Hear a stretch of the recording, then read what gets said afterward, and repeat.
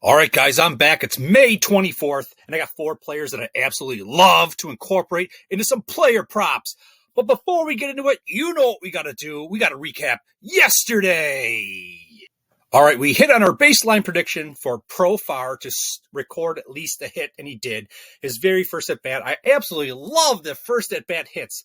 You could just breathe easy the rest of the game, and I'm like, come on, how many more can we get? Thought he was going to get another one, but his last at-bat, the 10th inning, they intentionally walked him, and I'm like, come on, man, I knew he could get another one for us, but you didn't let him.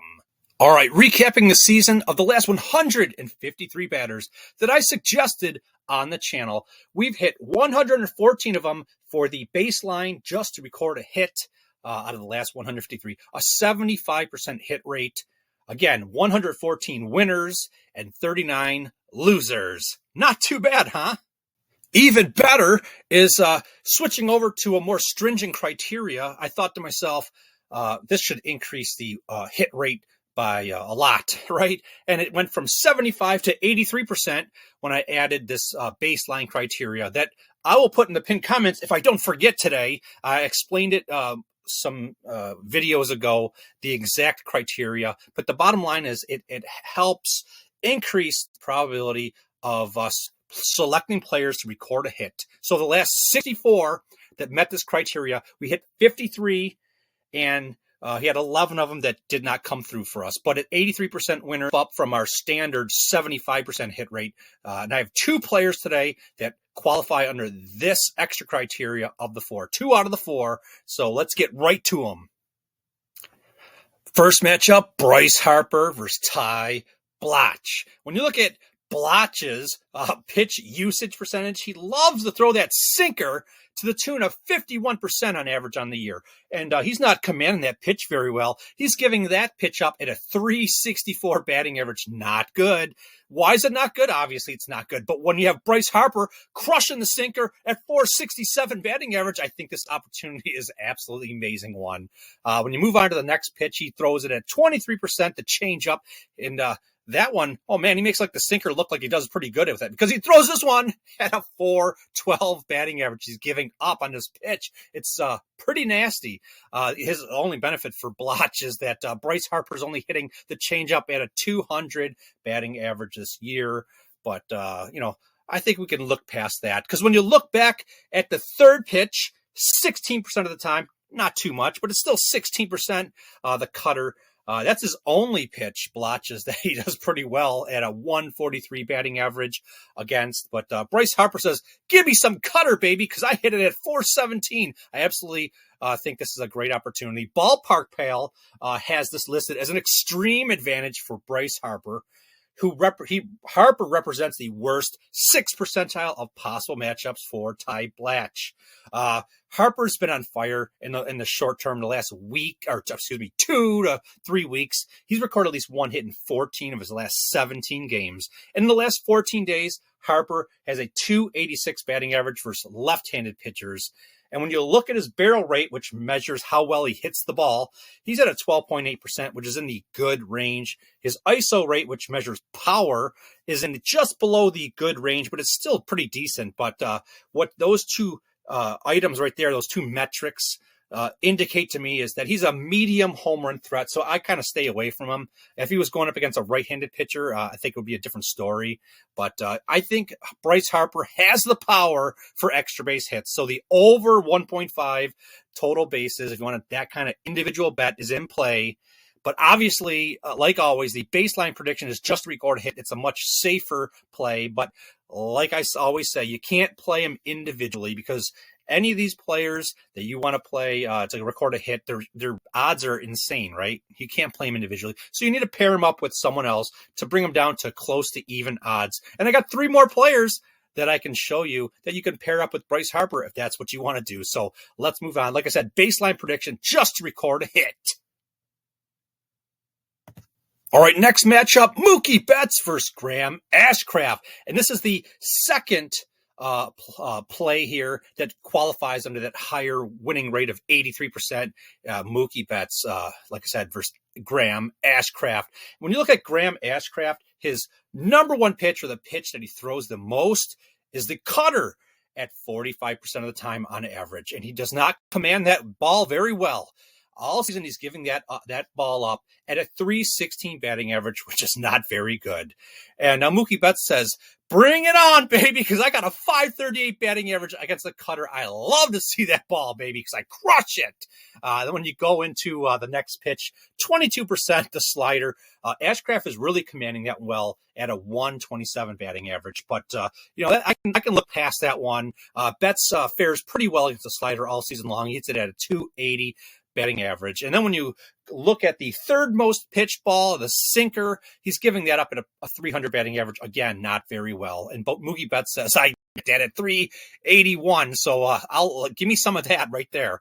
Okay, Ballpark Pal has this listed as an extreme advantage for Mookie Betts. He represents the worst 1 percentile of possible matchups for Graham Ashcraft. Betts has been a consistent player all season long. We spanned 50 games, and he's recorded at least one hit in 38 of those 50. Just in the last 14 days, Mookie Betts has a batting average of .301 against right-handed pitchers. When you look at the barrel and ISO rate, again, barrel rate is how well you make contact with the ball, and ISO rate is the power.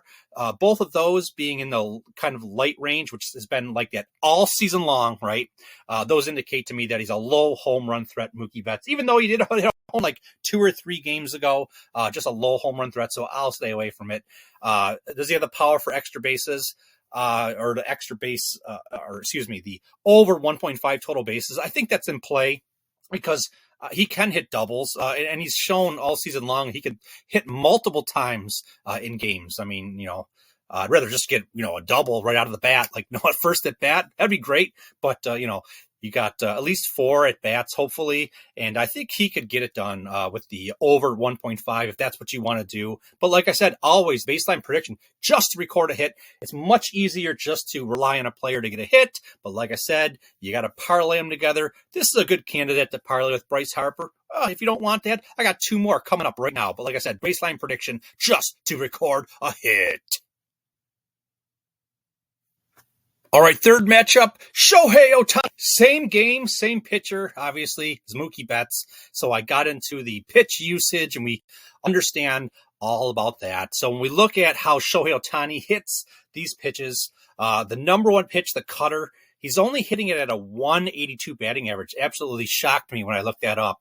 But they have him listed as an expected batting average of 278. So hopefully he resorts back to what they expect him to be at this season instead of what he actually is at. And that's why this play right here doesn't fall under that extra criteria. This one just falls under the normal ones that are hitting at 75% effectiveness over the last 150 selections. So when you look at the second pitch, the slider, he's crushing that at a 406 batting average. And then the sinker, he's destroying that at a 471. So there's a little bit of a question mark on the cutter, with Otani, but I think he can come through. I have a feeling he's going to come through. It's Shohei Otani. Ballpark Pal, they have this listed as an extreme advantage for Otani. They have it listed as the worst 1 percentile possible matchups for Graham Ashcraft. Otani's been on fire. He's got at least 1 hit in 39 of his last 48 games. Going up against right-handed pitchers, just in the last 2 weeks, he's got a 362 batting average.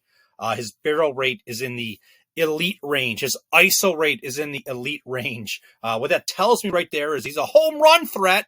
Okay. Doesn't mean I'm necessarily going to play him for a home run, but if that's your thing, of the 4 players today, this guy would be the one that I would say has the most likelihood to hitting a home run because of, like I said, that barrel rate and that ISO rate is a good indicator of the type of player that you'd want if you were going to look for a home run. He has what it takes, so to speak, to get that done. But obviously, if I say he's a home run threat, he has the power for extra bases, so that over 1.5 total bases is definitely in play for today. But as always, the baseline prediction is just to record a hit.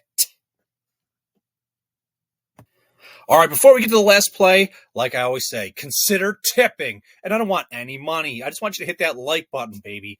hit it as many times as you can. And I know you can only hit it once, because if you hit it twice, it unlikes it. So don't do that. And if you haven't subscribed, hit that subscribe button, because it really helps the channel out. And I just wanted to give a shout out. It's really, it doesn't do him much justice, but, because I'm just a small channel, but I just wanted to say thank you to Jordan from It's the Final Round, for, plugging this channel on his channel. It was absolutely amazing. And absolutely, speechless. Obviously, I have nothing. I can't even think. But I just wanted to thank him. And if you don't know, which I don't know how you wouldn't know what his channel is. He's a big channel. If you found mine, how the heck did you not find his? Go give him some love over there and subscribe, because he's absolutely one of the coolest guys and a real nice guy. You'll see right when you see the video, like you could just you could see what an amazing person he is. Okay, let's get right to the last play. All right, Kyle Tucker versus Ross Stripling. And you let us down last time, Kyle. I hope you don't do that this time. I don't think you will. But this one right here, again, doesn't qualify into that higher rated game at that 83% rate, because one of the criteria is the starting pitcher that they'll be facing. His first or most frequent ball he throws has to be at least a batting average against of 225. That's close. I mean, it's 200.